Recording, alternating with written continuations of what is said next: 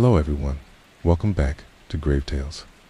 I know many of you enjoy listening to these videos as you fall asleep. I want you to leave a comment on where in the world you're tuning in from, and if you're enjoying the story, be sure to like and subscribe. Alright, now let's get into tonight's stories.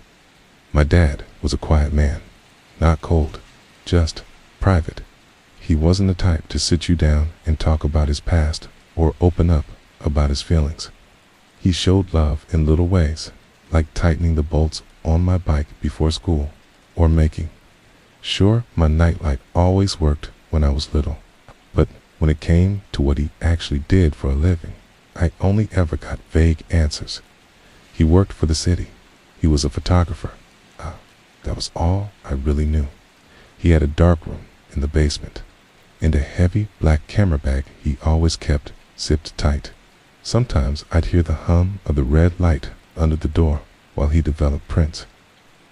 And I remember the chemical smell drifting up through the vents. I was never allowed inside when he was working. "This stuff isn't for kids," he'd say with a half smile. I never pushed him. As I got older, I figured he took crime scene photos for the police, or the coroner maybe. It made sense. He'd get phone calls at weird hours, sometimes come home looking tired or quiet, but he never talked about it, not once. Then he had a stroke in the kitchen one morning, collapsed beside the coffee pot. I was the one who found him. The weeks that followed were a blur. There was the hospital, the machines, the uncomfortable silence of waiting rooms. Then, after 2 days on life support, they told me there was no brain activity. I signed the papers. Just like that, he was gone. When someone dies, especially a parent, there's this strange fog that rolls over everything. You're grieving, but also dealing with paperwork, bills, bank accounts, insurance. I had to clear out the house, the place I grew up in, and make decisions about things I didn't feel ready to face. And that's how I ended up in his old workspace. The basement hadn't changed in decades. Same wood paneling, same workbench, same dusty shelves. Dark room. Door was still there, closed like always. When I opened it, the air inside smelled like chemicals and time. There were stacks of photo paper, empty bottles, and a few yellowed envelopes with old negatives. Nothing seemed important. Nothing jumped out until I got to the closet. At the very back of the basement was a small utility closet, the kind that usually holds paint cans or holiday lights. But when I tried to open it, I found it locked. That was strange. I had already gone through every drawer and cabinet in the house, and this was the first locked door I'd come across. It took me an hour to find the key. It was hidden inside an old flashlight in the kitchen junk drawer, taped to the inside of the battery compartment. That alone felt off, but curiosity got the better of me. When I opened the closet, it was mostly empty.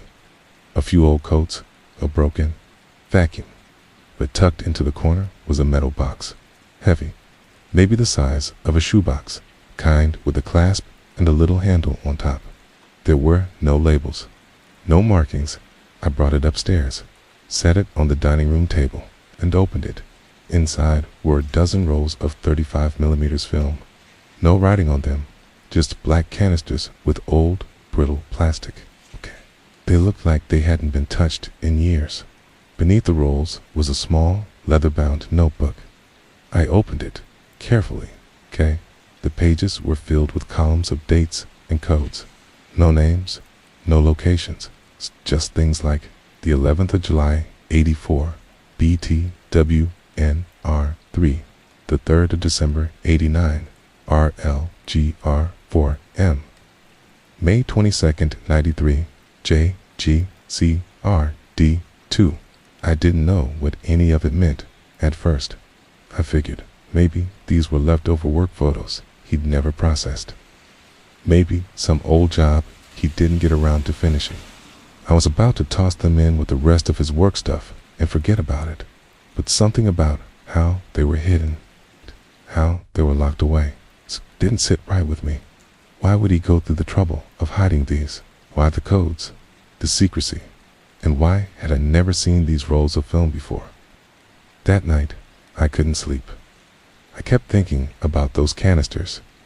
I don't know why, but they felt heavy, even though they weren't, like whatever was on them didn't want to be found. The next morning, I made a decision. I was going to get the photos developed, and that's when everything changed. I didn't take the film to a big photo lab or anything official. Something told me to keep this quiet. I found a small print shop about 30 minutes outside town, the kind run by an older man who still developed film the old-fashioned way, with trays and tongs and gloves. I told him they were from my dad's collection. Family stuff, probably boring. He didn't ask many questions, just took the rolls and told me to come back in a week. The wait felt longer than it was. I tried to keep busy sorting through the rest of Dad's things, boxing up old records, looking through books I hadn't seen since childhood, even cleaning out the attic. But my mind kept circling back to those canisters, the strange codes. In the notebook, the fact that they were locked up so carefully. I had never known my dad to be paranoid, but something about how hidden those rolls were. It unsettled me. When I went back to the print shop, the man behind the counter looked different, stiff, uneasy. He handed me a large envelope without a word. I thanked him, but he didn't respond. Just stared at the counter like he didn't want to meet my eyes. That was the first sign. I got back into my car, tore the envelope open, and started flipping through the prints. I remember the moment the first image hit me. It was a black and white photo of a woman in a small kitchen, slumped over a table, her arms limp, her head turned to the side. At first, I thought maybe she was asleep, but something about her stillness was wrong. Her eyes were open, staring blankly at something out of frame. And then I saw the blood on the floor. Not a lot, just enough to tell me this wasn't staged. This was real. The next photo showed her from a different angle, the camera lower, closer to the floor, like someone had crouched down to capture the shot. The blood had pooled near her feet. I flipped to the next image. Another scene, a man this time in a bathtub, his wrist hanging over the edge, water still in a tub. I kept flipping. Another woman, this time in a forest clearing, a child's bedroom with the dresser drawers pulled out, a motel room with a figure lying under the sheets, unmoving. Scene after scene, all in the same cold, clinical black and white. No police tape, no signs of other investigators. Just the body, the room, and the eye of the camera. Okay, they weren't crime scene photos, not officially. Okay, these had clearly been taken before anyone else had arrived. Okay, it was like the photographer had been the first one there, or worse, like they were never meant to be found at all. I stared at them for hours, laying them out on my kitchen table, trying to make sense of what I was looking at. Every detail felt wrong, not just the bodies, but the way they were framed, artistic, almost, as if whoever took the photos wanted to capture something specific, a feeling, a moment, a memory.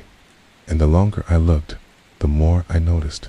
Strange details in the backgrounds, a cracked window, a clock frozen at 3:17, a pack of cigarettes on a windowsill, the edge of a mirror where I thought I saw a reflection, but it was too blurry to be sure. And then I saw something that made my heart stop. One of the photos showed a narrow staircase leading down into a basement.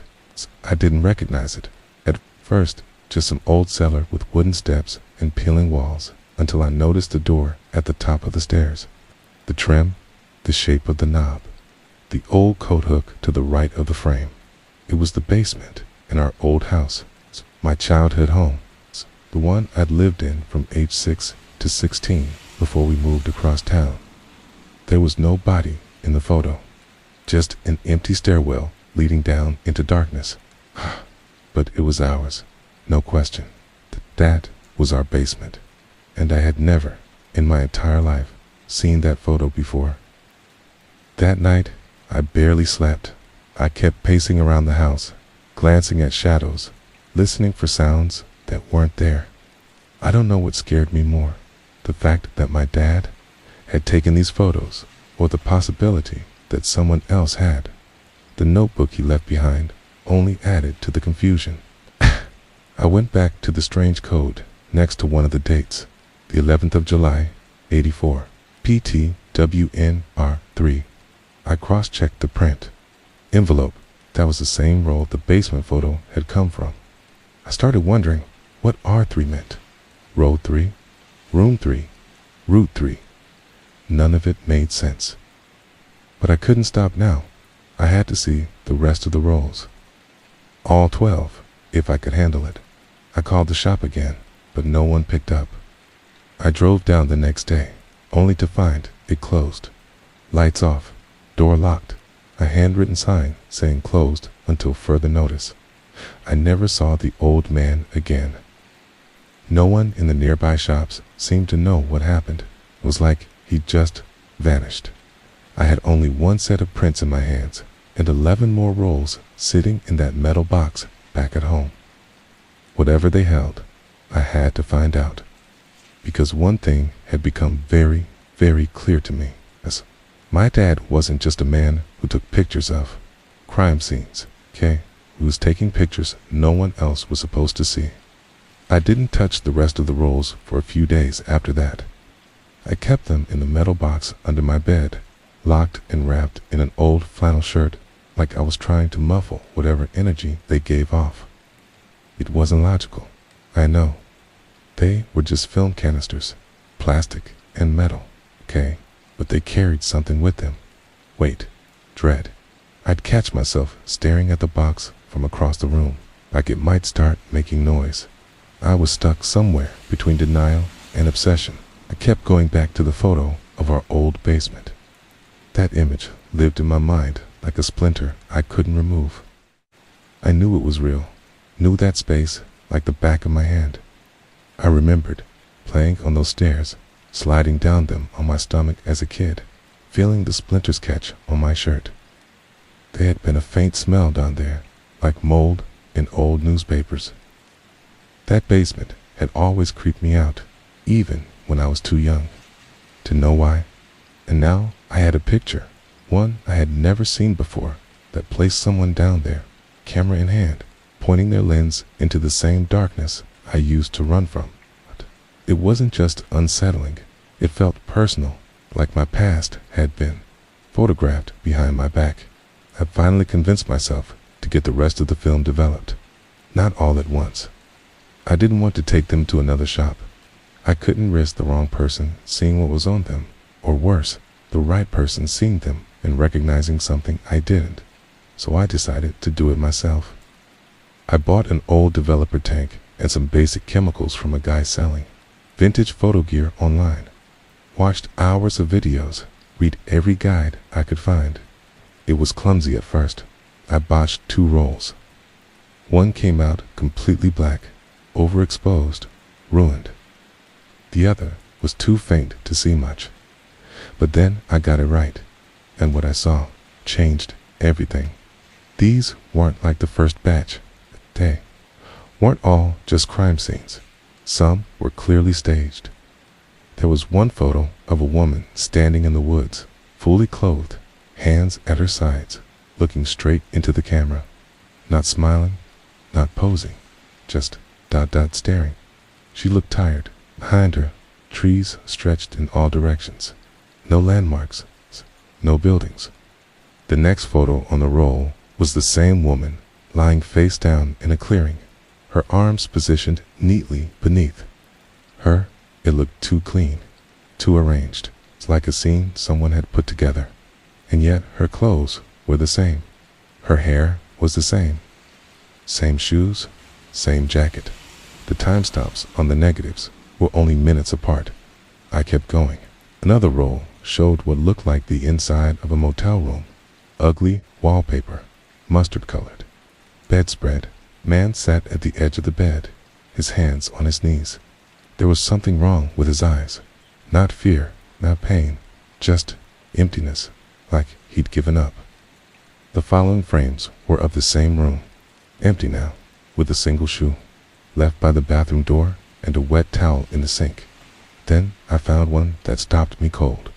A small living room, sofa, coffee table, ashtray with a cigarette still smoking. A bookshelf I recognized. That bookshelf had once stood in our den.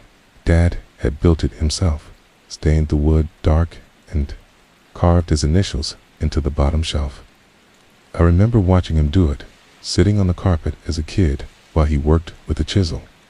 There was a photo of it, taken from the corner of the room, angled to capture everything: the couch, the lamp, the bookshelf, and on the floor, in the center of the rug, a large black smudge. Not blood, not dirt, just this ... shape, like something had been there, something removed, a presence that left a mark.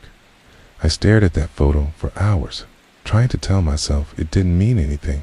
Maybe Dad had just documented the house before we sold it. Maybe he took it for insurance. But it didn't feel like that. The angle was wrong. The lighting, the timing.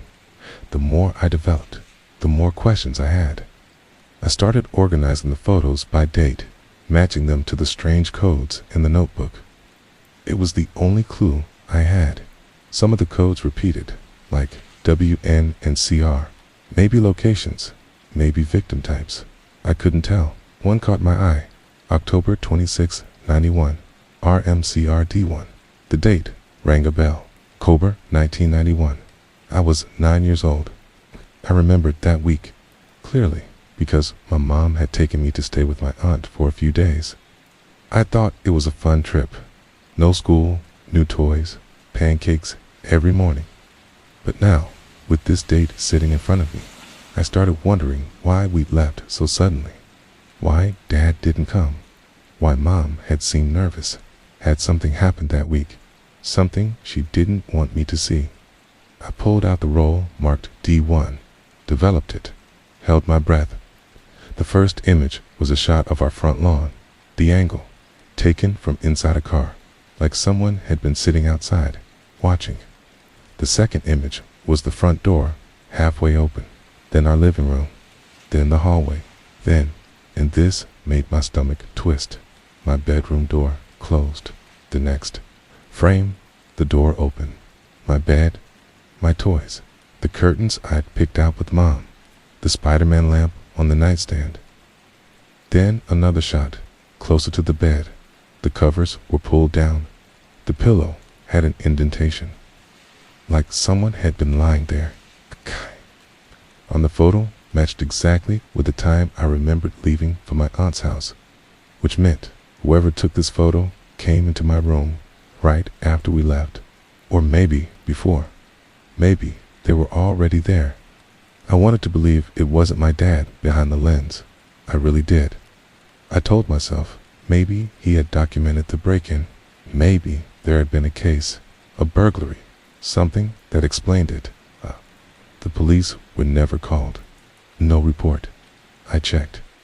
I even called Mom and asked if she remembered that trip, but she got quiet, said, "Your father had his reasons," then hung up. I couldn't deny it anymore. These weren't just leftovers from an old job. These weren't just photos he took for the department.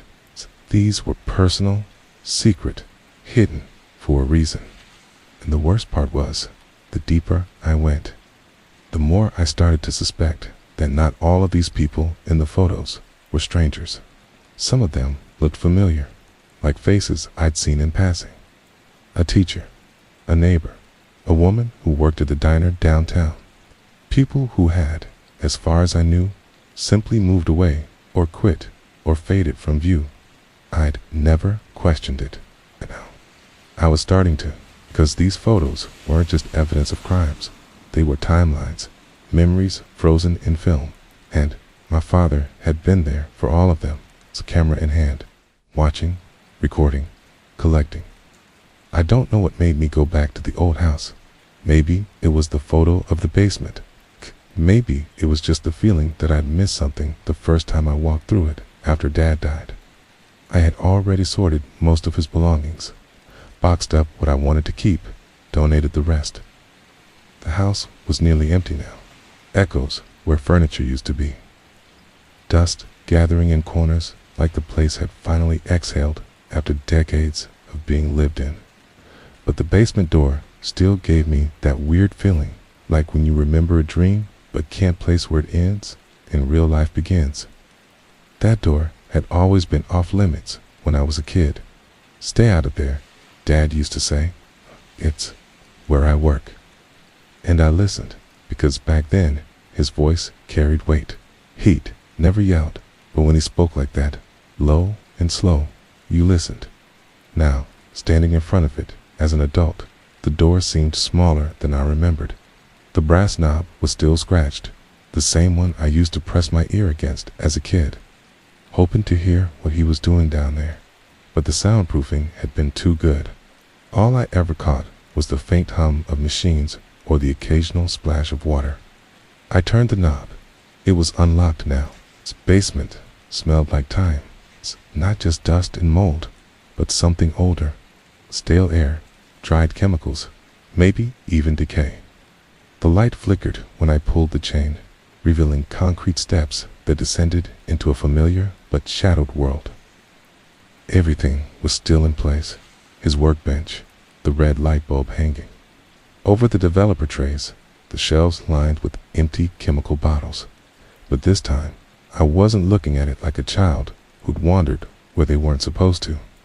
This time, I was looking for evidence, for truth. I started pulling open drawers, prying at floorboards, tapping at the walls.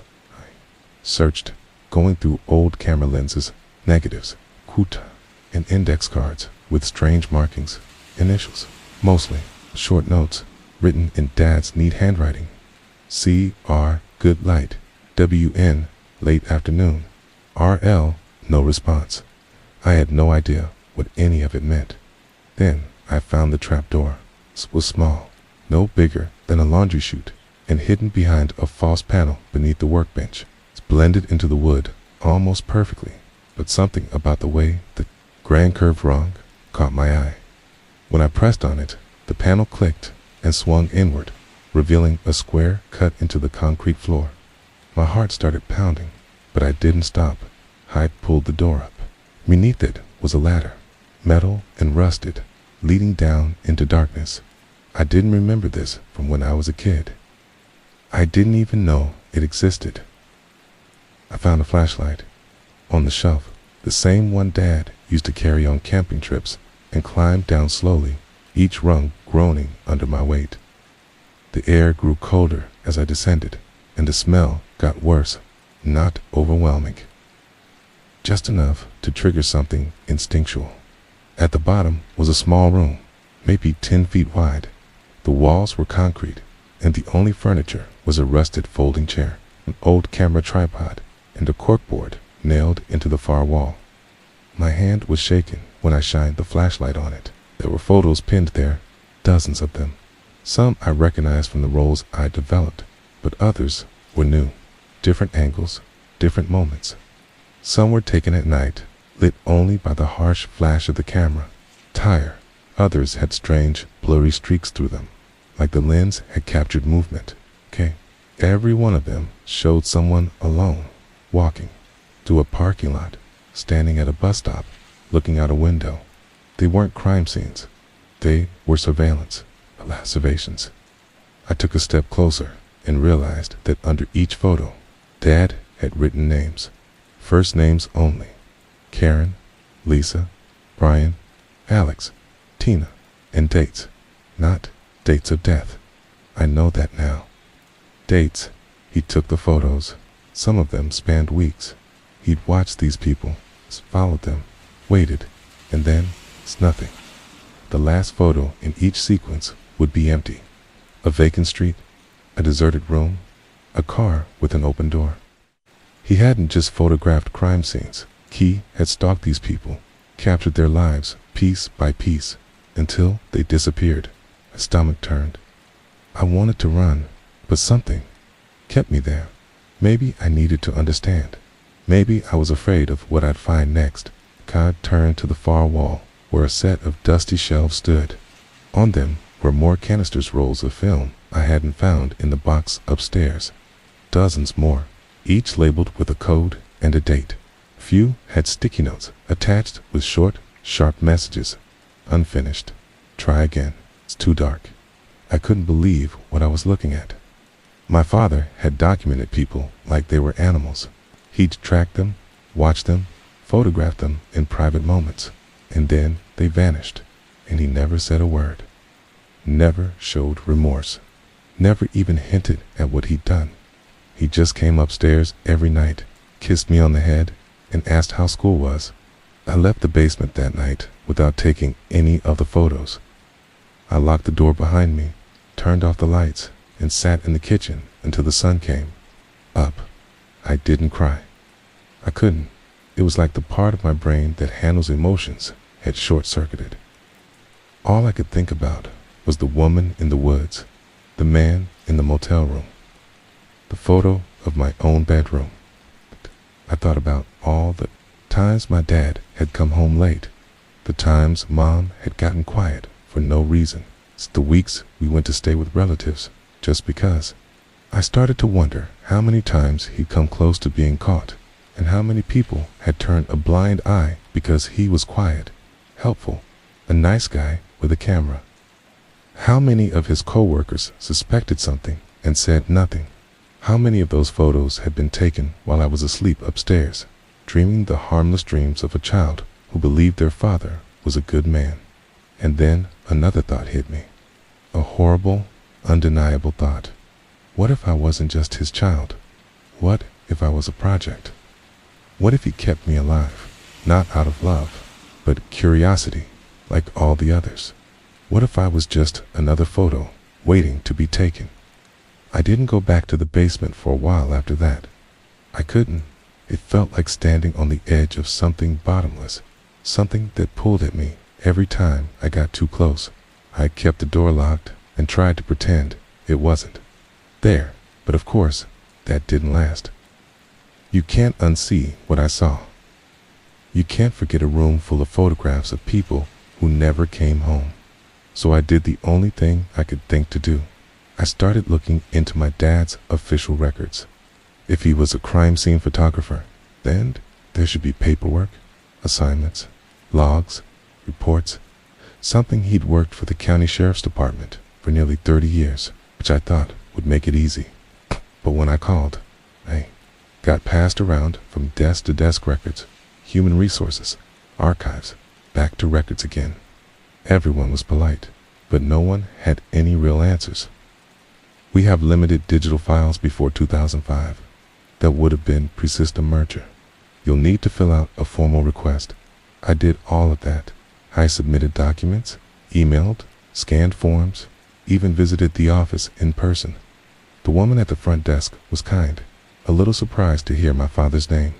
"Oh, I remember him," she said. "Tall guy, always quiet, never caused trouble." She smiled, then hesitated. "We don't get a lot of requests about him." "What's this about?" I lied, said I was working on a personal project, something for a memorial.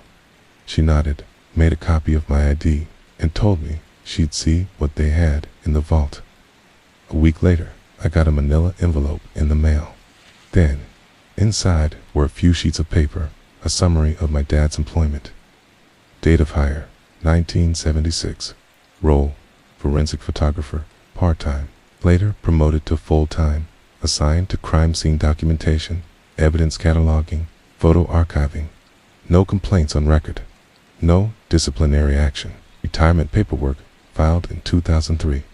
That was it. No case assignments. No field reports. No photographs attached. Nothing about the incidents I'd seen on the rolls. Nothing even close. There were no notes about the motel room, or the forest clearing, or the empty hallway outside my childhood bedroom. It was like those scenes didn't exist, like he'd never been there at all. That's when I started thinking, maybe these weren't official assignments. Maybe he'd taken the photos on his own time. But that opened another problem. How? Had he even found these people? these scenes? Had he been following news reports, listening to police scanners? Had he been showing up before the police, or instead of them? And if that was true, why hadn't anyone noticed? I decided to dig into public records, archived cases, cold files, newspaper clippings.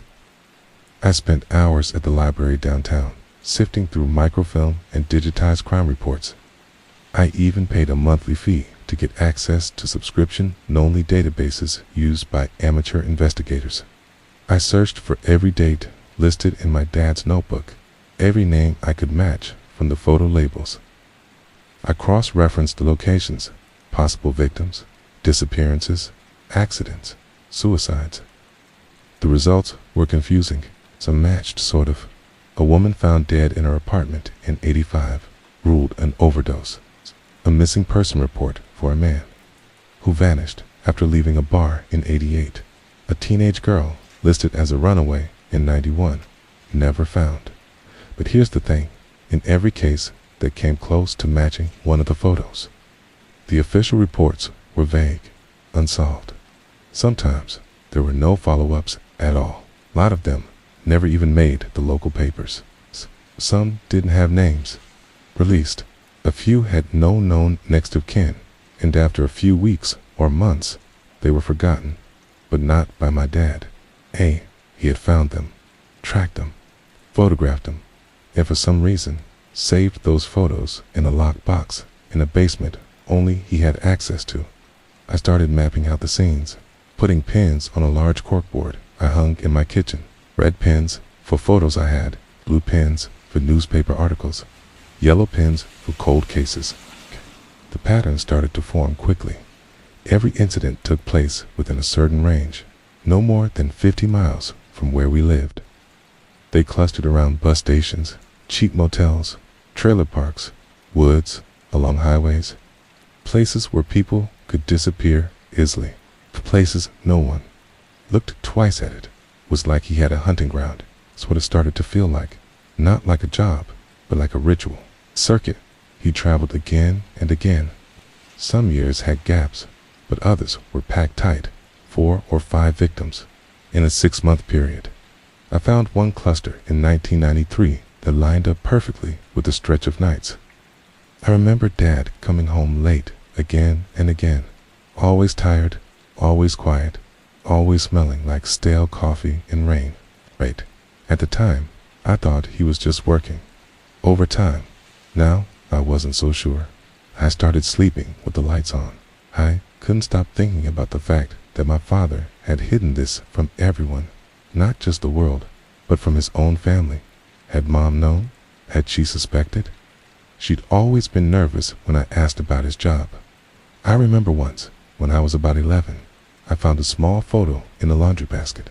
It had fallen out of one of his jacket pockets. It showed an empty swing set in a public park, taken at night. The image was blurry, strange. I asked her about it. She snatched it out of my hand and told me never to go through his things again. At the time, I thought she was just being protective. Now, I wondered what else she'd seen. I called her again. She didn't answer. I left a message, but she didn't call back. I drove to her apartment, knocked, rang the bell. She opened the door, just a crack. I told her I'd found some of Dad's old photos. She went pale, told me I should leave them alone, said he did what he thought he had to do. That's all I'm going to say. She wouldn't meet my eyes, wouldn't let me in. I left feeling more confused than ever. My own mother, the woman who lived with him for 25 years, either knew more than she'd ever admit or was too afraid to dig into it herself. Maybe both. I kept digging. The deeper I went, the more it seemed like my dad had existed in the cracks of the system, close enough to law enforcement to avoid suspicion, but just outside enough to act without oversight. He had access to police files, maybe scanners, maybe even inside contacts. Maybe he'd offered to cover low-priority scenes. Maybe he'd shown up to unofficial calls, volunteer photos, pro bono work, whatever they called it. And maybe some of those scenes weren't crime scenes at all. Not yet. Maybe they were quiet disappearances, things no one else noticed, things only he knew were worth documenting, 'cause he was the one who caused them. The more I considered it, the more everything clicked into place. The silence, the secrecy, the locked room, the notebook full of coded references. My dad wasn't just a man with a dark job. He was something else entirely, something that had hidden behind the camera lens for decades, unnoticed, blending into the machinery of law enforcement like a ghost. A man no one questioned, because he kept his head down and his work neat and his voice low. But behind that quiet face was someone who saw people as images, moments to freeze in time, stories to collect. And he'd gotten away with it for years, maybe decades, because no one thought to look till now. I thought maybe I was imagining it at first, okay? That my mind was just trying to find patterns where there weren't any. The way people see faces in clouds or monsters in tree bark, okay? But the more I studied the photographs, the more certain I became. There was someone showing up in the background, not clearly, not every time, but enough to unsettle me. He was never front and center, always in a doorway, behind a curtain, reflected faintly in a mirror, or caught just barely in the edge of the frame, like he didn't want to be seen, but couldn't help leaving a piece of himself behind. A shape in a hallway mirror, a figure outside a window at night. It was just the shadow of someone standing behind a wall, their foot sticking out by mistake. But each time I saw him, I got that same cold feeling in my chest, like my lungs were filling with ice water. It's the worst part wasn't just that he was there, it was that I started recognizing him. He had a long face, sharp features, always wearing the same kind of jacket. Something about his posture, the way he stood, slightly hunched, made me feel like he was watching, even through the photograph. I went back through the first envelope of photos, the ones the old man at the print shop had developed, and started checking the earliest images. Sure enough, he was there too, though much harder to spot. In one of them, he was behind a chain-link fence at night, almost completely hidden in the shadows. In another, he was seated in a chair far behind the main subject, turned ever so slightly away from the camera. I zoomed in and stared at his blurred face, heart pounding, because it wasn't just that he kept showing up. It was that the angle of each photo made it look like he was watching the photographer, not just present, aware, looking back at the person holding the camera. And if that person had been my dad, then this man was following him, or maybe even meeting him, which raised the worst possibility yet. What if my dad knew this man? What if he wasn't sneaking into these scenes at all? What if he had been invited? I sat with that idea for a long time, staring at my dad's camera sitting on the table. I hadn't touched it yet, not really. I was afraid of what might be inside, but now I had to know. I opened the back of the camera and found an old, undeveloped roll of film still inside. My hands were shaking as I took it out. The label had the same weird code as the notebook, 1190 seconds, LMGYR6. I didn't even want to guess what it meant anymore. I needed it developed, and I needed someone I could trust to do it. I ended up driving 2 hours out to a camera club I remembered from a college class where an old professor named Elliot used to run his own darkroom. He was retired now, but still active online. Called him, explained I had found old film from my dad's estate, and he agreed to meet me. I didn't tell him anything about what was on the other rolls. I didn't want to scare him. When we met, he looked older, but still sharp. He took the film and promised to develop it carefully and privately, said he'd call me in a few days. I thanked him and went back home. That night, I barely slept. I kept thinking about the man in the photos, about how he was always just a little too close, how he seemed to stare right through the camera lens. I started wondering how long he had been in my dad's life. I pulled out the dusty cardboard box of family photo albums, some regular ones from birthdays and vacations and Christmas mornings, my childhood in snapshots. I flipped through them slowly, half dreading what I might find. I didn't have to look far. When one picture from my 7th birthday party, there was a crowd of kids in the backyard, and way in the back, just beyond the fence, there he was barely visible, standing beneath a tree. I wouldn't have noticed him before, but now I did. I turned the page. Another photo, this time from a camping trip. Key was across the lake, near the tree line, a tiny figure just standing still. Not a hiker, not a camper, just there, watching. I kept flipping. He showed up again and again. Sometimes clearer, sometimes just a blur, but always in the background, always somewhere he shouldn't have been. My stomach twisted.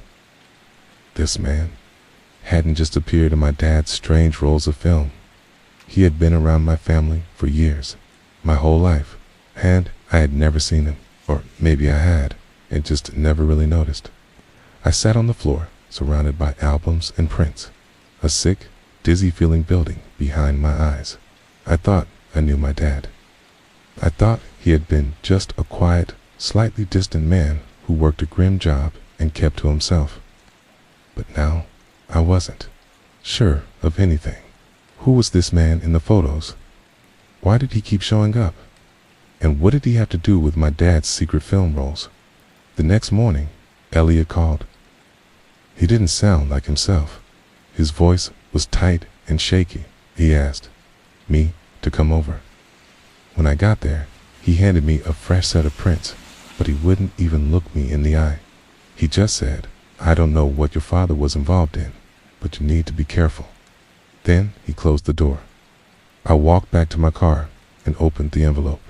The first photo was of a woman standing in a garage, her back to the camera, as if she didn't know she was being photographed. The second was a long hallway, the kind you see in motels, the carpet patterned and old. The third photo was of a man sitting in a chair in a dimly lit room, and I stopped breathing. It was the same man from the other photos, only this time he was staring directly at the camera, like he'd been expecting it. No blur, no shadows, just a clear, sharp image of his face, cold eyes, thin smile, and in his hand he was holding something, a photograph. He was holding a photograph of my father. I didn't sleep after I saw that last photo. I didn't even move for a long time.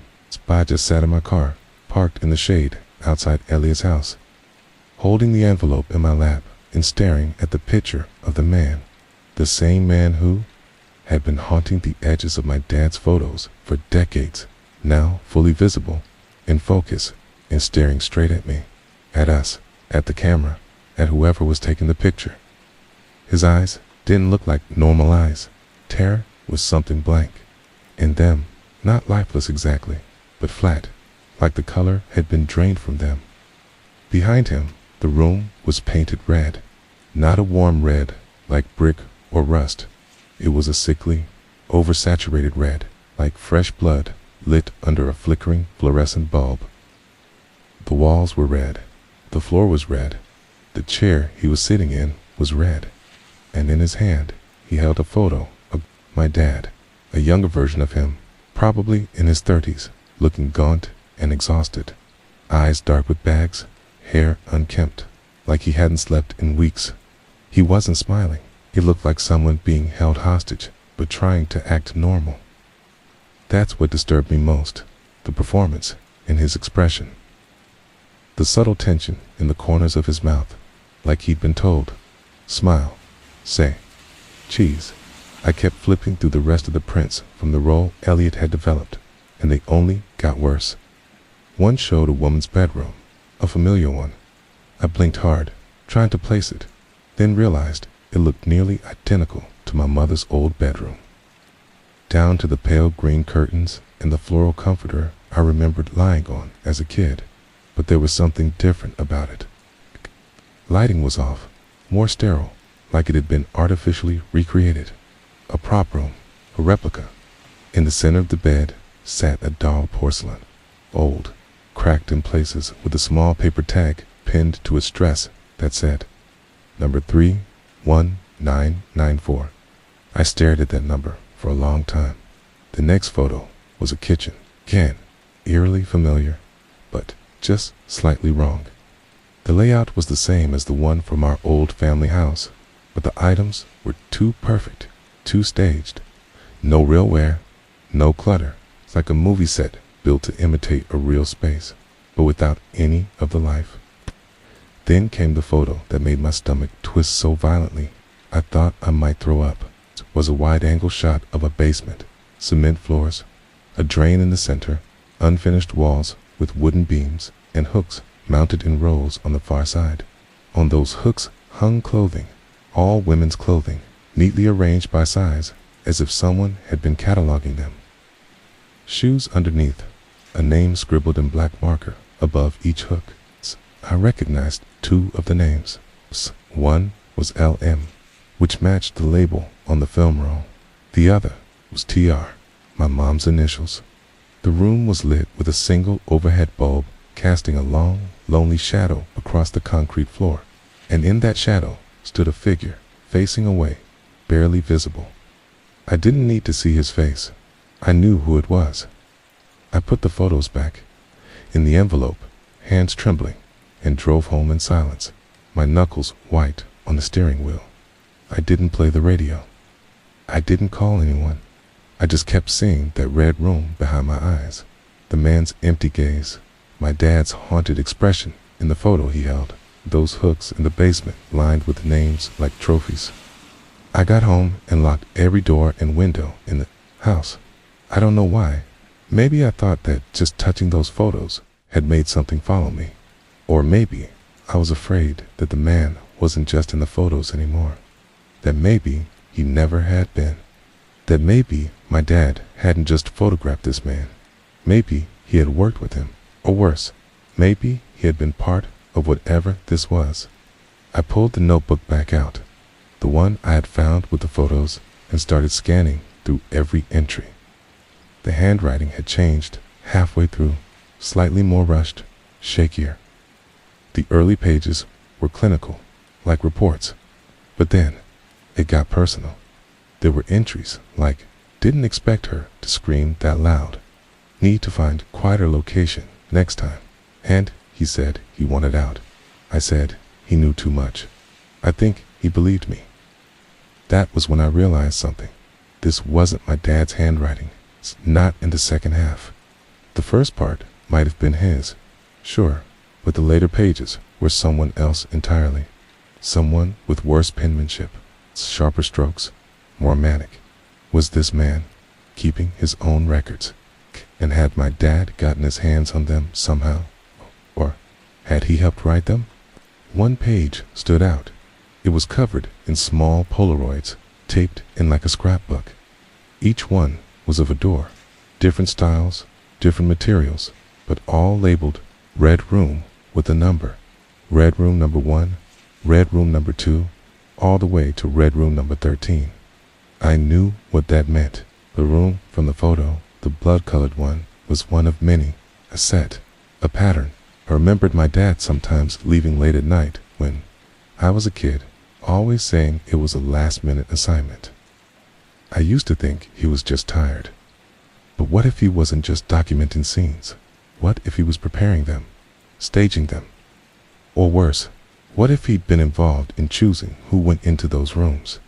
I didn't want to believe it, didn't want to believe my own father, the quiet man who took me fishing and helped me build a model train, could be part of something this evil.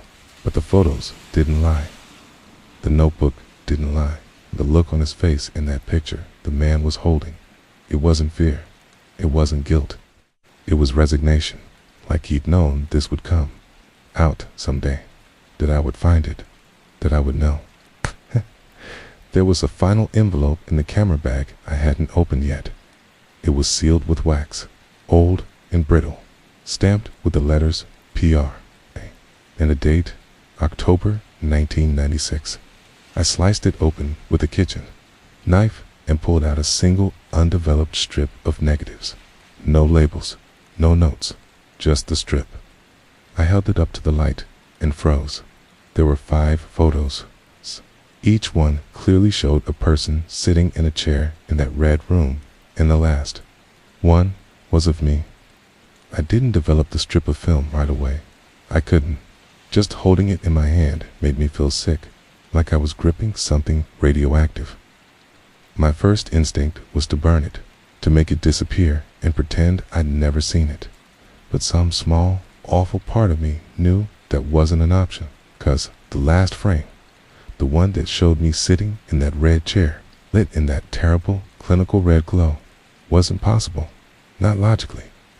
Not unless someone had taken that photo recently, and I hadn't been in any red room. I hadn't posed for anything.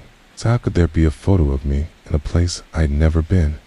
I spent hours staring at the negative, holding it up against different lights, trying to rationalize it. Maybe it wasn't me. Maybe it was someone who just looked like me. But the longer I stared, the more I saw.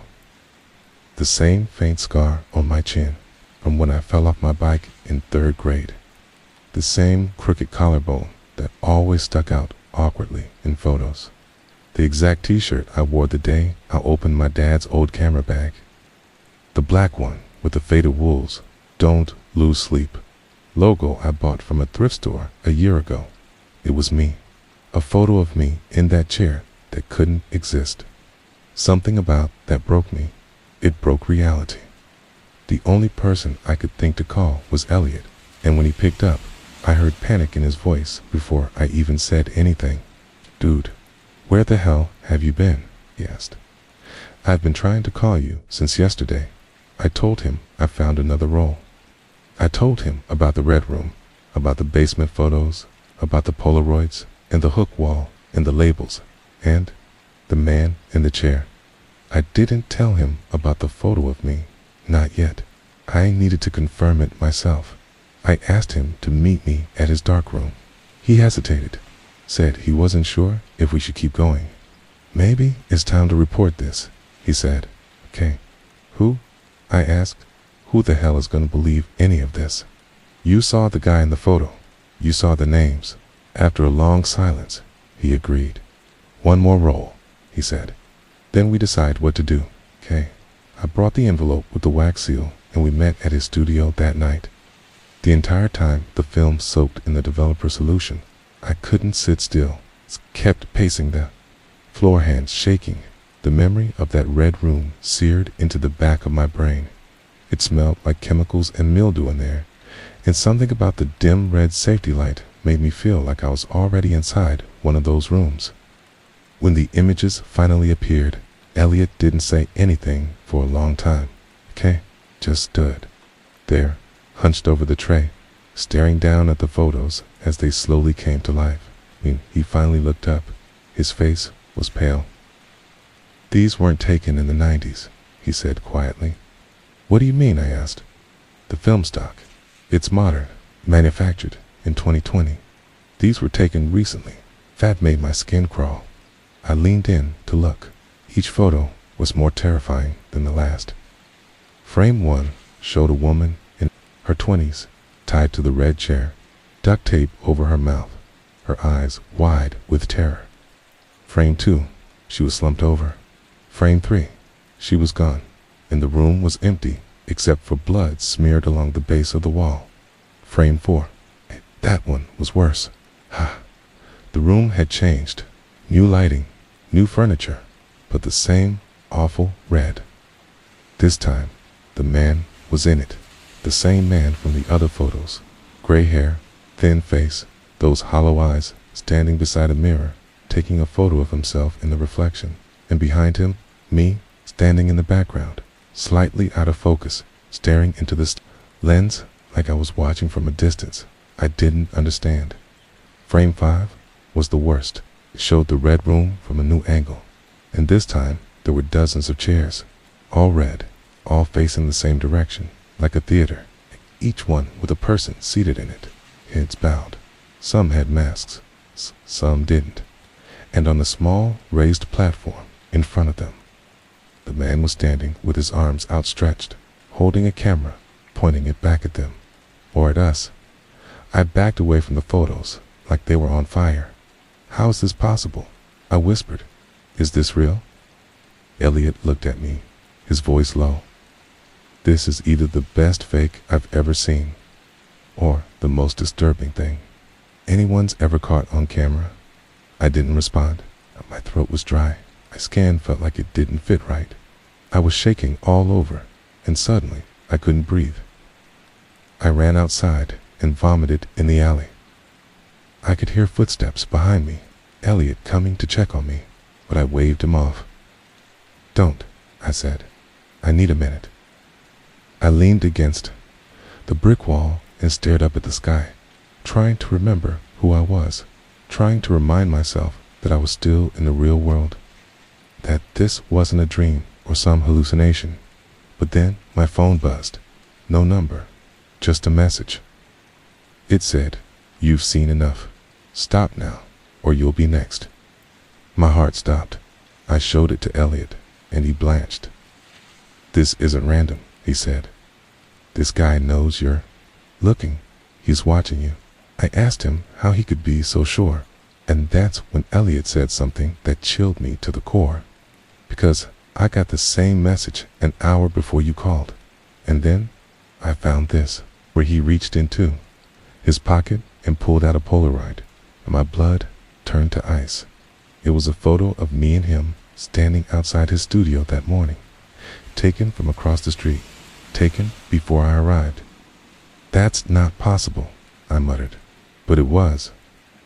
It was right there, and worse, the bottom of the photo had a time stamp. 6:44 a.m., the time neither of us had been awake yet, which meant it was taken before either of us had arrived, which meant someone knew we'd meet. Someone had planned it. Someone was following a script. "We're not investigating this anymore," Elliot said. "We're in it now." Deep down, I knew he was right. Whatever this was, this Red Room nightmare, this ghost in the lens, it wasn't just something from my father's past. It was something alive, something ongoing, something hunting us. And the worst part, I was beginning to wonder if I had been in the Red Room all along. Maybe not physically, but maybe something deeper. Maybe the reason that photo of me existed, the one I hadn't taken, was because I had always been meant to end up there. Maybe it wasn't about me finding the truth. Maybe it was about the truth finding me. The Red Room wasn't a place, it was a destination. I didn't sleep for 2 days after developing that fifth role. Not because I didn't want to, but because every time I closed my eyes, I saw the faces. Not just the victims, though those haunted me enough, but the photographer's face, reflected faintly in glass, in mirrors, in windows behind the subjects. I still wasn't sure it was my dad. The silhouette looked like him. The height, the way he held the camera, that careful, methodical stance, it matched what I remembered watching as a kid when he worked weddings or local crime scenes. But it was always just blurry enough to give me doubt. Began using a magnifying glass and even a cheap loupe I ordered online, slowly going frame by frame through the negatives, trying to pull more details out of the backgrounds. There was one photo, a particularly unsettling one, where the mirror behind the bed had been wiped clean in a perfect circle, like someone had cleared a space just to be seen in it. That reflection was sharper than the others.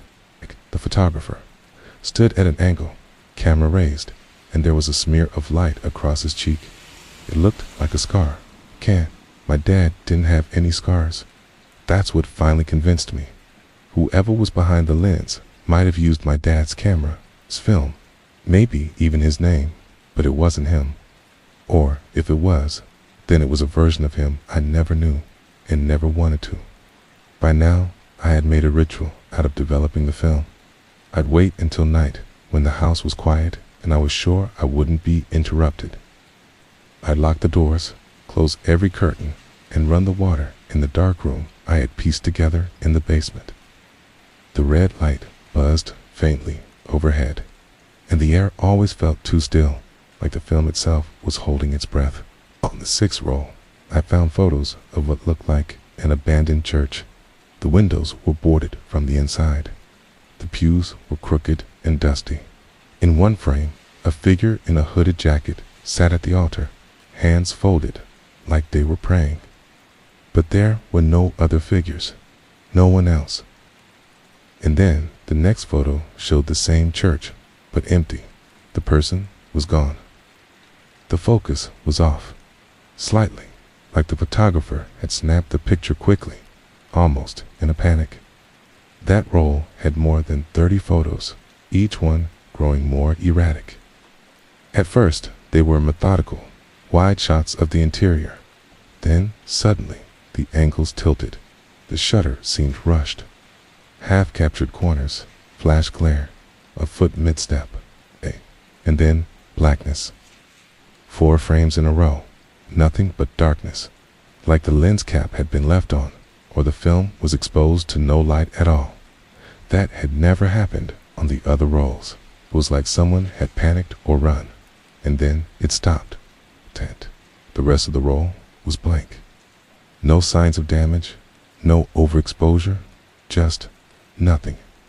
I held the strip up to the red light for nearly an hour, hoping something would reveal itself, but it never did. When I climbed the stairs back into the main part of the house, I realized how late it had gotten. The lights on the oven and microwave were blinking.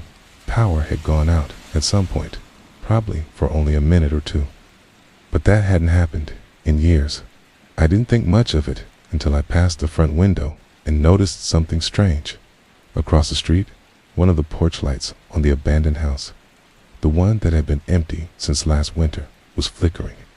Not like a normal light bulb dying, but almost like a strobe, fast and rhythmic. I watched it for a full 5 minutes. It never stopped, just blinked over and over. When I finally forced myself to turn away and go to bed, I pulled the covers over my head like a child. I know how that sounds, but it was instinct. I didn't feel alone in the house, and for the first time, I didn't think the film was cursed or haunted or anything supernatural. I started thinking something more dangerous, more real. Someone might still be alive, someone who had been involved. Maybe the photographer, maybe the person who developed the shots, maybe someone else entirely. But there was something deeper behind these images, a trail, a pattern, and maybe I was the only one following it now. That night, I dreamt of film unraveling like a ribbon through my hands. It went on forever. Each frame was a face. Some I recognized, some I didn't. And then the last one, the very last, was my own. After the dream, I couldn't shake the feeling that whatever was hidden beneath the surface of my family's history was calling me back down into the basement, the very place I had tried so hard to avoid. It's the basement, with its cold, concrete walls and that heavy, old wooden door at the far end, behind which my father had stored his secrets for decades. It wasn't just the photographs anymore, or the notebooks, or the rolls of film. It was something more primal, a sense that if I didn't open that door and confront whatever waited inside, I would never find peace. So one evening, after locking every window and double-checking the house was empty, Skooma grabbed the large rusted key my father had kept on a chain around his neck, a key I'd found tucked away in his desk after he passed. And I walked down the creaky stairs to the basement once again. The air grew colder as I neared the door. My breath was visible in the dim light of the single bulb hanging from the ceiling, swaying slightly as if disturbed by a slow, unseen current. I placed the key in the lock, the tumblers clicking loudly in the silence. The door opened with a heavy groan, revealing a narrow, dimly lit passageway lined with shelves stacked high with photo equipment, boxes, and more rolls of film. But what caught my attention was what lay beyond the shelves, a faint, blood-red glow seeping out from a smaller room at the end of the hallway. I moved cautiously, heart pounding, every sound amplified in the stillness. When I reached the red door, the source of the glow, I hesitated, fingers trembling as I reached for the handle. The door was warm to the touch, almost pulsing with heat, and the faint hum of electricity vibrated through the air. I opened it slowly. Inside was a room that looked exactly like the ones in the photos. Walls painted a deep, oppressive crimson, a single overhead bulb flickering weakly, and rows of empty red chairs lined up facing a small platform. The floor was stained, darkened, in places where I wasn't sure if it was shadow or something else. A heavy camera tripod stood near the platform, its lens pointed toward the chairs, as if waiting for someone to return. I stepped inside, and the door slammed shut behind me. For a moment, I was frozen. The air was thick, almost suffocating. Then I noticed something on the floor, a thin, dusty envelope with my initials scrawled across it in a shaky hand. Kneeling, I opened it. Inside was a letter written in my father's handwriting, but the words were strange, almost frantic. If you found this, it means you're closer than I ever hoped you'd be. The truth is darker than the images I captured. The man you've seen, he is not just a shadow in the photographs. He is a presence that never leaves. He is what I feared, what I hated, and what I tried to stop. Okay. This room is his creation, but it is also my prison. I was forced to witness things no camera should ever see. Okay. If you enter this place, know that you risk everything. But you must finish what I started, or he will claim you as he claimed so many before. The letter ended abruptly. The ink smeared, as if my father had dropped the pen in panic. Suddenly, the bulb overhead flickered violently, casting the room into a strobe-like frenzy. In those flashes, I thought I saw movement, shadows shifting in the corners, shapes that didn't belong. My skin prickled with fear, but I forced myself to remain calm. I picked up the camera tripod and found the attached camera loaded with film. It was warm, as if recently used. I removed the roll carefully and tucked it into my pocket. The hum in the room grew louder, low, vibrating like a heartbeat. I backed toward the door and tried the handle, but it wouldn't budge. Panic surged, and I rattled the doorknob, banging on the door and shouting for help, but the basement swallowed my voice. Then the overhead bulbs snapped off completely, plunging me into darkness. In the black, the red glow seemed to deepen, coming from the walls themselves. My breath came in shallow gasps as I fumbled in my pocket for my phone, but the screen wouldn't light. The room was alive with something malevolent, watching, waiting. Realized then that this wasn't just a room or a place. It was a trap, and somehow it was tied to the man in the photos, to my father's secret life, and now to me. I closed my eyes and tried to steady my breathing, telling myself this was just fear, just a nightmare.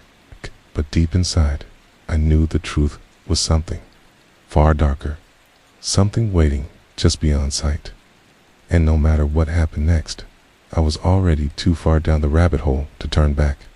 Trapped inside that crimson chamber, with the door refusing to budge, and darkness thick as velvet closing in, every second stretched into an eternity of dread.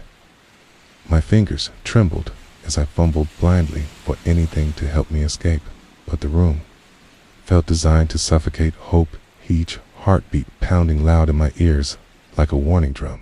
Crouched low, my eyes slowly adjusting to the faint red glow pulsing from the walls, revealing details I hadn't noticed before, strange symbols, scrawled crudely into the paint, almost like runes, and smeared handprints that didn't match mine or anyone I knew.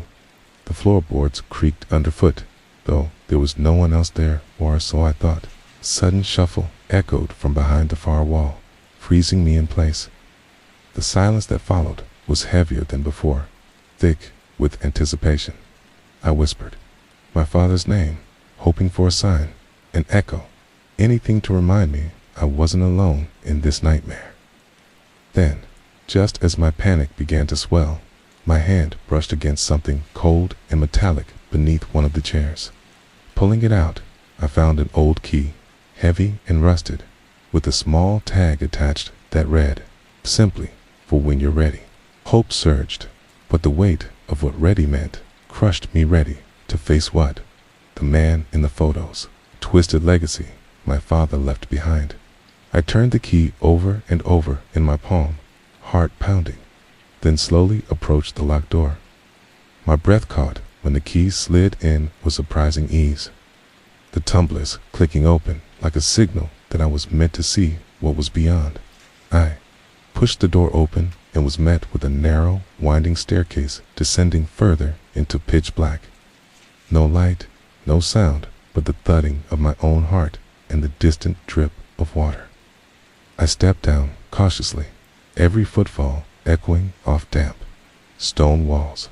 At the bottom, a cavernous chamber opened up, lit by flickering candles, casting monstrous shadows on rough-hewn walls. In the center, a makeshift altar covered in photographs. Some I recognized, others disturbingly unfamiliar, lay beneath a stained cloth. Names were scrawled in faded ink. Victims, missing persons, people my father had documented, or perhaps worse, people who never should have been found. A single photo stood out, one of me, sitting in that red chair, eyes hollow, expression blank, as if I were someone else entirely. I touched it gently, feeling a coldness seep through the paper and into my skin. Then I heard it, a whisper, low and distorted, curling around the stone. Finish what he started. A figure materialized in the candlelight, and I barely had time to register the familiar silhouette before everything went black. When I awoke, I was outside the house, the morning sun warm on my face, the basement door sealed shut behind me. In my hand, the photo of me from the altar as proof that I had been there, that whatever darkness my father fought, or perhaps created, was still very much alive, and now entwined with my own fate. Waking up outside the house, feeling the morning sun on my face as if I'd been spat out from some nightmare. I was overwhelmed by a flood of conflicting emotions, relief, confusion, and an unbearable weight of dread pressing down on my chest. I clutched the photo of myself sitting in the red chair tightly, the edges worn and cold, like a piece of evidence etched into my very soul. My mind raced, trying to piece together how I'd gotten out, why the door had been locked behind me, and what the figure I saw in the candlelight really meant. Was it my father warning me? Something darker, more sinister, playing with me. I stumbled back inside the house, the silence thick and unnatural, the air stale like it hadn't been disturbed in years. Every creak of the floorboards echoed like a shout in the empty rooms, and I could almost feel unseen eyes tracking my every move. I searched for answers in every corner of the attic, the basement stairs I'd just come from, my father's old desk where I'd found the notebooks and rolls of film, but everything seemed more fragmented than ever, like the house itself was fracturing under the weight of buried secrets.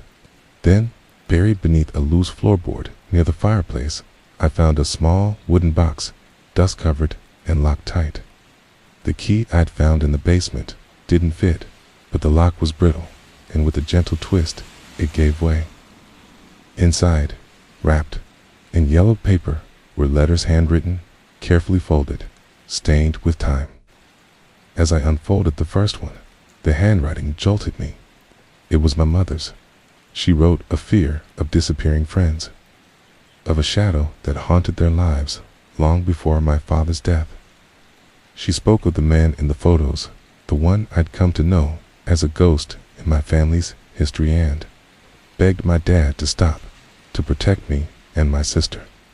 The letters chronicled a terrifying pattern: neighbors vanishing without a trace, whispered warnings in the night, and a secret society that thrived in silence, using the red rooms as a theater for their horrors.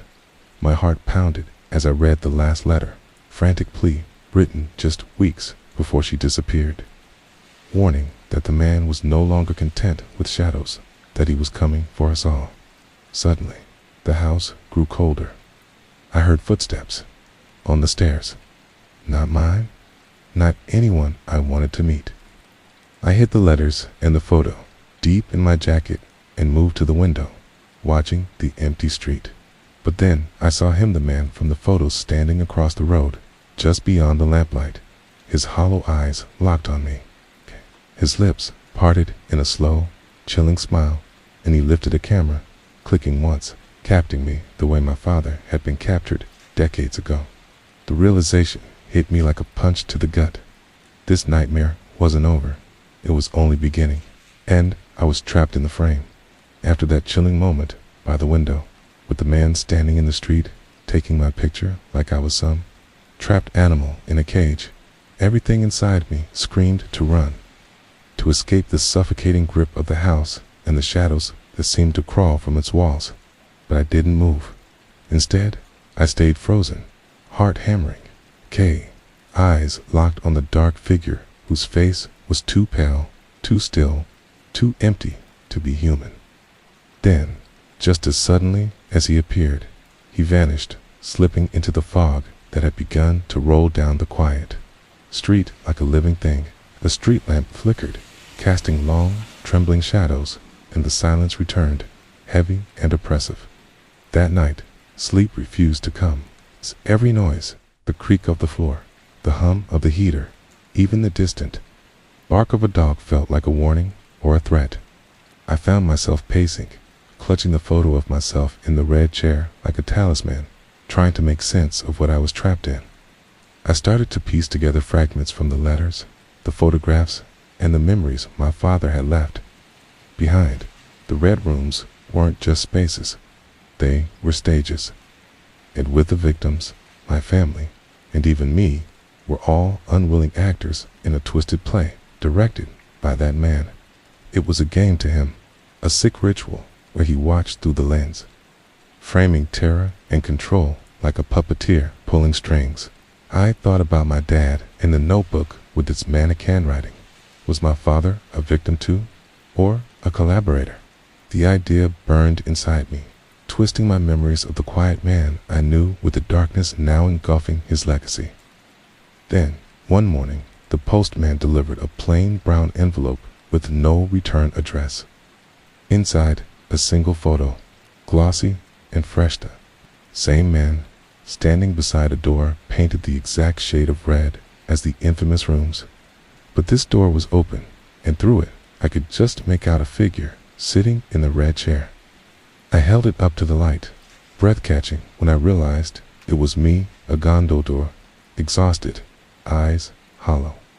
Someone was sending me messages, playing with me, pulling me deeper into whatever nightmare this was. Fear and anger warred inside me, but the feeling I couldn't shake was one of being hunted, of something always just out of reach but closing in steadily.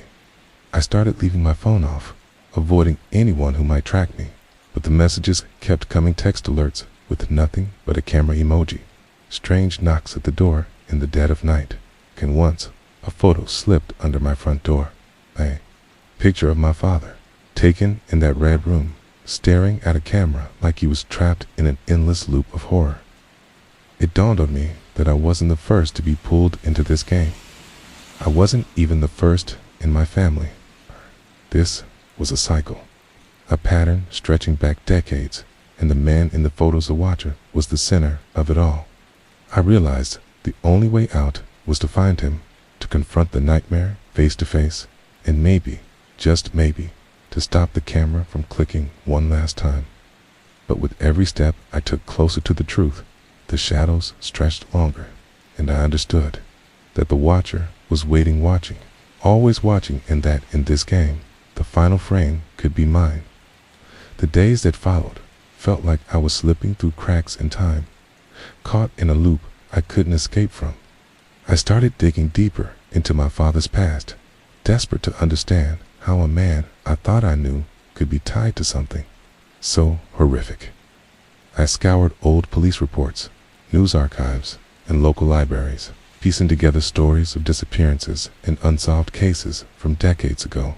Some of the names matched the one scribbled on those hooks in the basement photo. Others were just whispers and small-town lore people who vanished without a trace, whose stories faded into the background like forgotten ghosts. What shocked me most was the time gap. There were no reports or leads for nearly 10 years, a missing stretch in the timeline that coincided exactly with the period when my dad's photos stopped.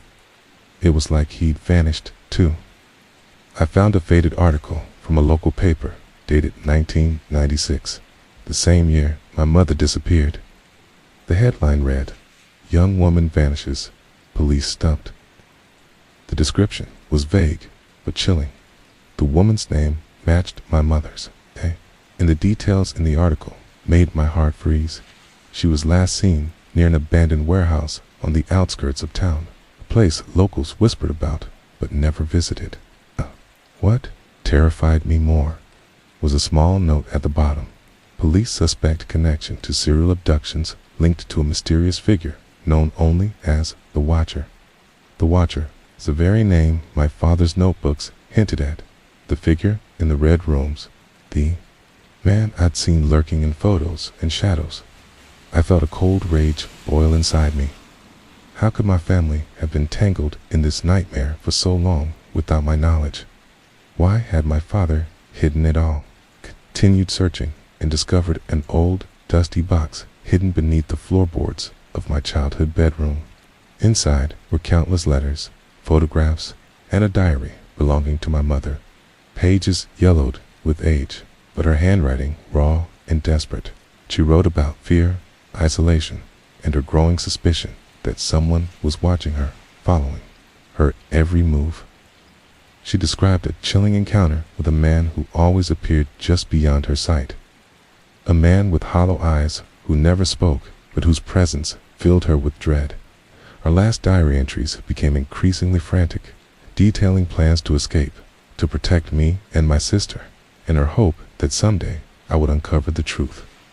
I realized then that my mother had been trying to warn me all along about her disappearance was no accident, but a consequence of getting too close to the truth. That the red rooms, the photographs, the nameless faces, they weren't just remnants of some dark past. They were warnings, pieces of a puzzle that led back to a man who had been hiding in plain sight, manipulating and destroying lives while hiding behind the lens of a camera. As I sat there, surrounded by her words, I felt the walls close in again. The house seemed to whisper secrets in the dark, and I knew I was running out of time. The Watcher was still out there, and now, he was hunting me from the moment I found my mother's diary.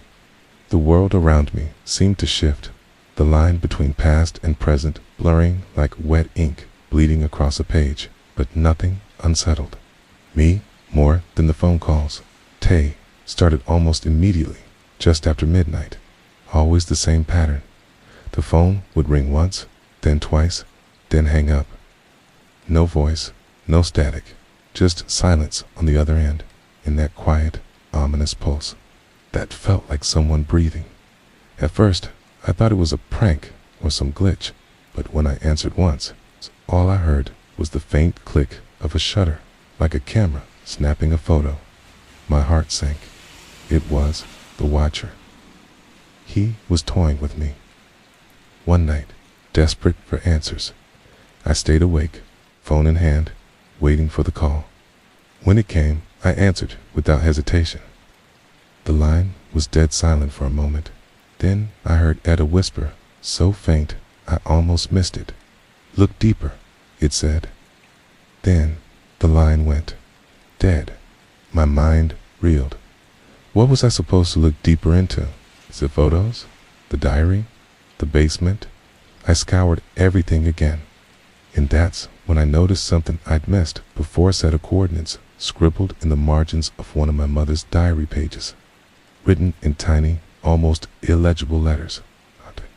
They pointed to a location just outside the city, a place marked as an old, forgotten estate, abandoned for decades.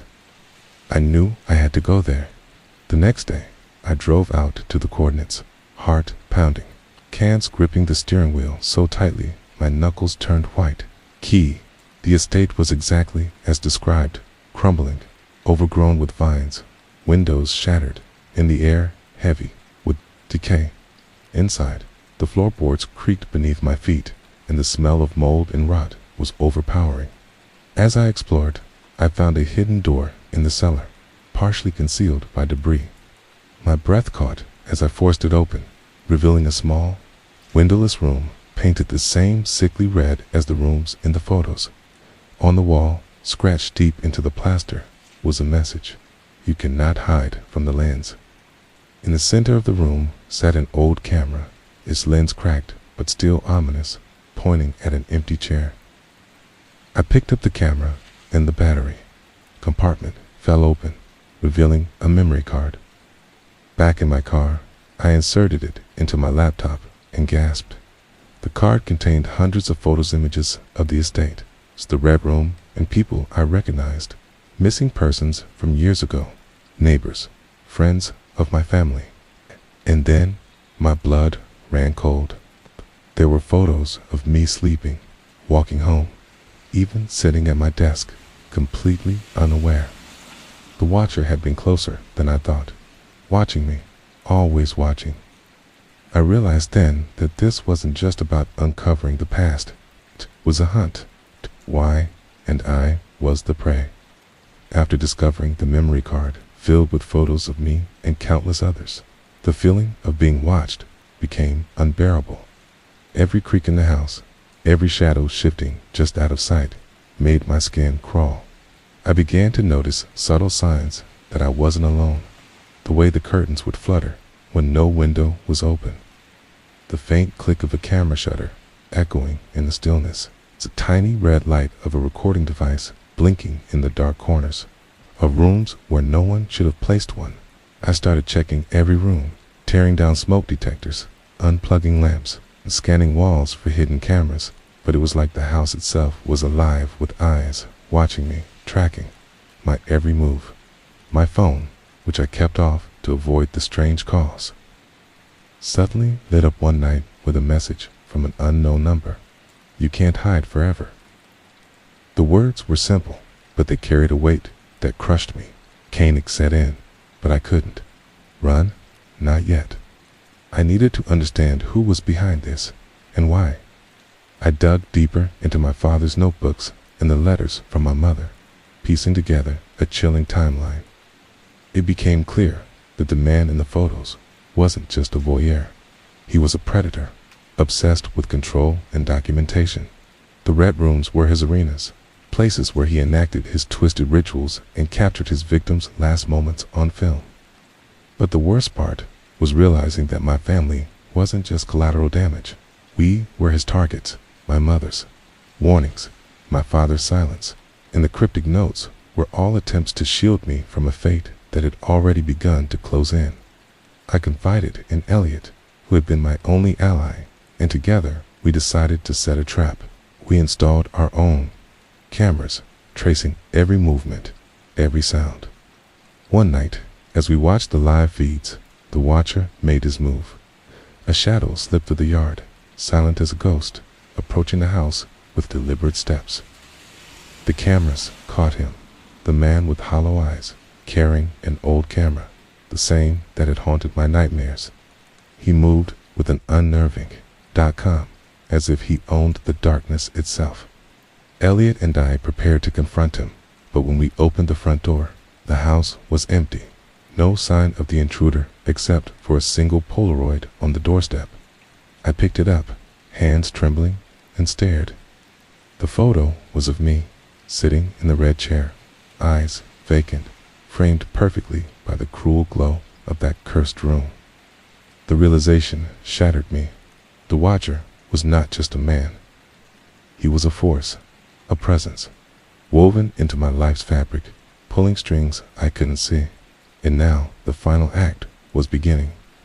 I wasn't just uncovering a horror from the past, I was living it. Every step forward pulled me deeper into a labyrinth of shadows and silence. Where the cameras, I never blinked, and the watcher waited patiently to capture the moment I could no longer escape. After the Polaroid appeared on my doorstep, my world began to fracture in ways I never thought possible. Every day blurred into the next as paranoia took hold, and I found myself questioning every shadow, every silence. The house, once a place of refuge, now felt like a cage woven from my father's secrets and the watcher's malevolent gaze. I stopped answering calls, avoided all contact, and moved only in the daylight. But even then, the feeling of being hunted refused to fade. Sleep was a distant memory, replaced by restless nights where the whisper of film strips unspooling echoed in my mind, and the faces from the photos haunted every corner of my vision. I became obsessed with the idea that my father had been trying to protect me by hiding the truth, but his silence had only led me deeper into the nightmare. I returned to the basement again, the red room's memory burning behind my eyelids. This time I brought a recorder, hoping to capture any sounds, any clues that might break the silence. As I sat in the empty chair, the darkness thick around me, the recorder began to pick up faint noises, soft breathing, the creak of floorboards, a camera shutter clicking from nowhere.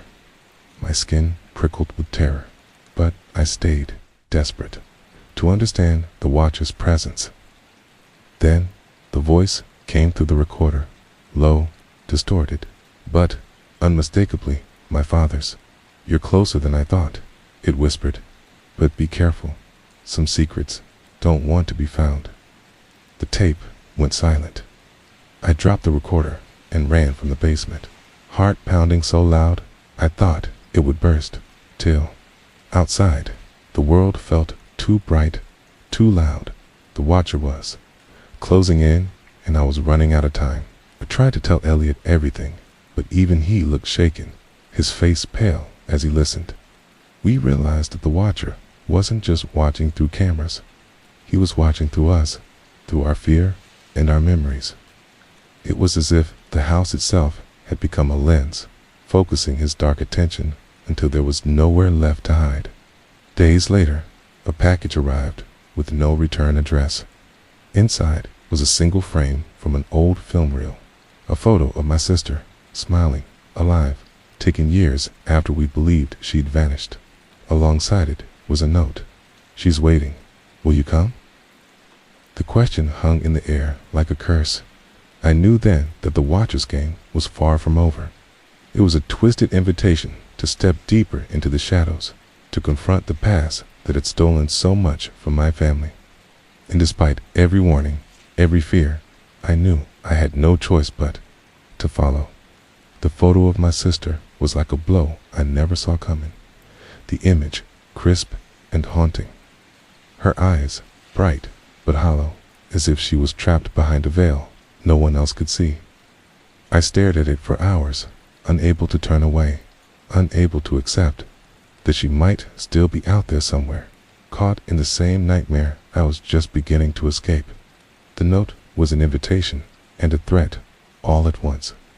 A message that the watcher's reach extended far beyond the crumbling walls of the house or the decaying red rooms. It was as if he was pulling me into a game that stretched across time and space, where the rules were written in shadows and every move could be my last. I packed a small bag with essentials, the photo and note tucked deep inside, and told Elliot that I was going to find her, to find answers, to find a way out of this endless maze of fear. Driving out of the city, I felt the weight of every glance, every whisper behind me, as if unseen eyes tracked my every mile. The coordinates led me to an old industrial park on the outskirts, a place swallowed by rust and weeds, where factories stood like forgotten monuments to a darker past. I wandered among the ruins, heart pounding, every step echoing in the hollow silence. The watcher's presence was thick here, a coldness that seeped into my bones and made the hairs on my neck stand on end. Suddenly, I saw it, a door painted, the same red as the rooms in my father's photos, half hidden beneath the collapsed wall. It wasn't just a door, it was a gateway to the past, a portal into the heart of the nightmare that had destroyed my family. I hesitated only a moment before pushing it open. Inside was a vast, shadowy space filled with relics, chairs like the one in the photos. Cameras lined up on shelves, and dozens of film reels stacked haphazardly on a table. The air was thick with dust and decay, but also a strange sense of waiting, like this place had been prepared for my arrival. As I reached for one of the reels, the sound of a camera shutter echoed through the darkness. My blood ran cold. I wasn't alone. A figure emerged from the shadows, tall, pale, eyes empty as always, but this time there was something new. Recognition. The watcher stepped forward, the camera in his hands aimed directly at me, and with a slow, deliberate click, he captured the moment. But instead of fear, I felt something else, a fierce determination. This was my story, my family's legacy, and I was no longer willing to be a silent frame in his endless reel. The watcher had been waiting, but now it was my turn to move, to fight back, to finish what my parents had started, and end this nightmare once and for all. Standing in that crumbling industrial space, surrounded by relics of a nightmare that had haunted my family for decades, I faced the watcher, this pale, silent figure who had lived only through the shadows and the lens of a camera. For a long moment, he just stood there, the camera hanging loosely in his hands, eyes empty but focused. The air between us was thick with years of secrets, lies, and unspeakable horrors. I felt the weight of my father's silence and my mother's fear pressing down on me like a physical force. But beneath the fear, beneath the growing dread, I found a stubborn ember of defiance kindling inside. I took a slow, steady breath and spoke, my voice shaking but clear. "Who are you? What do you want from us?" There was no reply, only the faint sound of the camera shutter clicking as if mocking me, capturing my fear. Then, without warning, he moved a slow, deliberate step toward me, eyes locked on mine, as if trying to peer into the very depths of my soul. I swallowed hard, realizing that this was not just a man, but a shadow of something far darker, an embodiment of obsession and control. A force that had consumed my family and twisted their lives into a nightmare. "You think you can stop this?" I said, voice rising with a mix of anger and desperation. "But you're wrong. I'm not like them. I'm not afraid." The watcher paused, the faintest flicker of something, recognition, respect, passing through his hollow gaze. Then, with a sudden, jerking motion, he raised the camera to his eye and snapped a photo. The flash burst in the darkness, momentarily blinding me, and, when my vision cleared, the watcher was gone, vanished into the shadows, as if he had never been there at all. I was left alone in the room, heart pounding, the silence pressing down like a heavy blanket. But in that moment, something shifted. I felt a strange sense of power, as if by confronting the watcher, I had claimed a small victory in a war that had raged for generations. I rifled through the film reels on the table, searching for answers, and found one labeled in my father's handwriting, "The End." I loaded it into an old projector I'd found tucked away in a corner and switched it on. The flickering light revealed scenes that made my blood run cold, images of the watcher stalking his victims, photographs developing in dark rooms bathed in red light, and faces frozen in terror and resignation. But at the very end of the reel, there was something different, a video clip of my father speaking directly to the camera. His eyes were haunted, his voice strained as he confessed to everything, the watcher's identity, his obsession, the lengths he went to protect us, and the terrible price he had paid. He begged me to end the cycle, to not let the watcher's legacy consume me as it had him. Tears blurred my vision as I realized the true horror was not just the watcher, but the silence and secrets that allowed him to thrive. I resolved then, standing alone in that dark room surrounded by the echoes of the past, to finish what my parents had started, to bring light to the shadows, to break the cycle, and to finally lay the watcher to rest. As I stepped out into the cold night, the weight of the camera around my neck felt different, no longer a symbol of fear, but a tool to to expose the truth. The journey ahead was uncertain, dangerous, and filled with unknown terrors. But for the first time, I felt ready, because sometimes the only way to end a nightmare is to stare it down, frame by frame, till the last picture is taken and the final shutter clicks shut. After watching my father's confession flicker across the projector's dim light, I felt a weight settle on me, a mixture of grief, anger, and a desperate need for answers.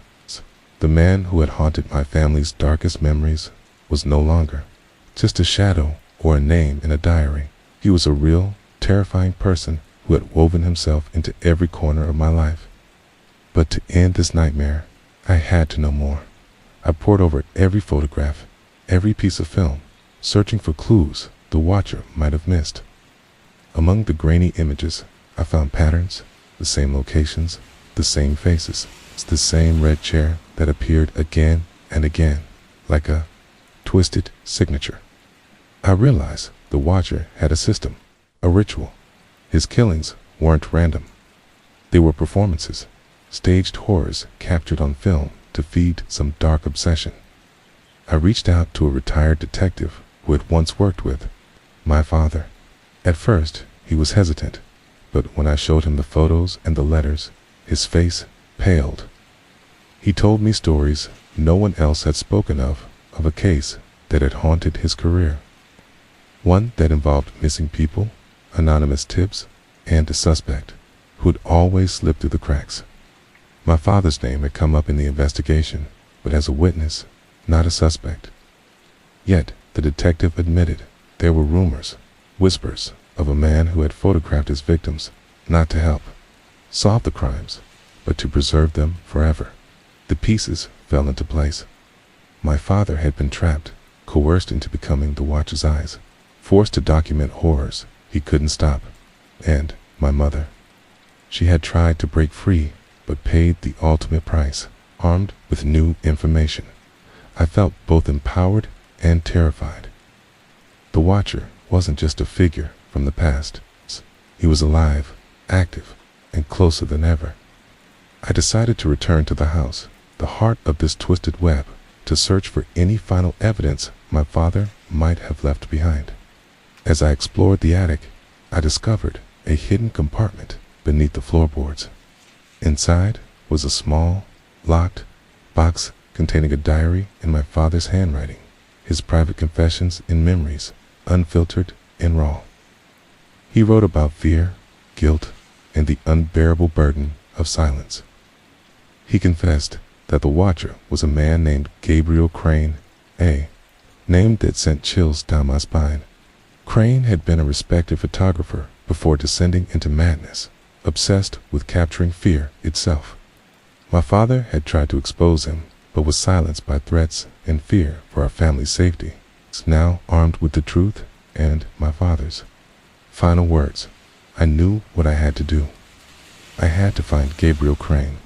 I had to end this. But as I left the house, I noticed something unsettling. A single frame of film lying on the doorstep, freshly developed, showing my own face, eyes wide with terror, and behind me, the faint, ghostly silhouette of Gabriel Crane, camera raised, ready to take the next shot. The watcher's game was far from over, and I was in the frame. The moment I held that freshly developed photo with my terrified face and the shadowy figure of Gabriel Crane looming behind me, the final pieces of the nightmare clicked into place like a broken film reel snapping back to life. Every haunting detail from my father's notebooks, my mother's desperate letters, and the countless photographs that had consumed my existence had led me here to this terrifying truth that was no longer confined to old memories or forgotten rooms, but very much alive and stalking the edges of my reality. I knew that, to end the watcher's grip on my family once and for all, I had to face Gabriel Crane directly, not as a shadow in photographs, but as the man behind the lens, the architect of horror who had stolen so many lives and left his victims frozen in time. Armed with nothing but the camera my father had carried for years, the same camera that had captured so much pain and fear, and a resolve forged from years of fear and loss. I set out to track down Crane's last known location. Okay, it wasn't easy. Crane had vanished from the public eye long ago, a ghost whispered about in dark corners of police stations and forgotten case files. But my father's diary had clues, coded messages, hidden addresses, and references to a secluded cabin deep in the woods, far from prying eyes. As I drove through the twisting forest roads, the weight of the past pressed down on me like a thick fog. Every rustle in the trees, every shadow cast by the moonlight, felt like Crane's watchful gaze. When I finally reached the cabin, it was almost exactly as I had imagined, dilapidated, shrouded in darkness, and saturated with the stench of decay and despair. Inside, the walls were covered with more photographs, hundreds of them, faces of victims, some smiling in happier times, others caught in moments of sheer terror. And there, in the center of the room, was Crane himself. He looked older, but his eyes burned with the same cold intensity I had seen in every photo. He raised his camera, a twisted grin spreading across his face as if delighted I had come to play his final game. "You're part of the story now," he whispered, voice dripping with malice. I refused to back down. Instead, I lifted my father's camera and, with steady hands, snapped a photo of Crane, capturing him in the harsh light of justice finally coming to bear. In that moment, something shifted. The oppressive weight of years of fear and silence seemed to lift, replaced by a strange sense of peace. Crane's grin faltered, his eyes wide with disbelief, and then he vanished into the shadows, as if the camera's flash had exorcised the darkness from the room. I stepped outside, the dawn breaking over the trees like a promise of new beginnings. The nightmare that had gripped my family for so long was finally over. I knew the scars would remain, but with the watch's shadow lifted, I could begin to heal. As I drove away from the cabin, the camera around my neck felt lighter, a symbol, not of fear, but of the truth finally exposed, the truth that sometimes, facing the darkest moments of our past, is the only way to find the light. And with that, the final frame of this story was taken, the shutter clicking shut on a legacy of silence, fear, and shadows. The nightmare had ended. The story was mine to tell.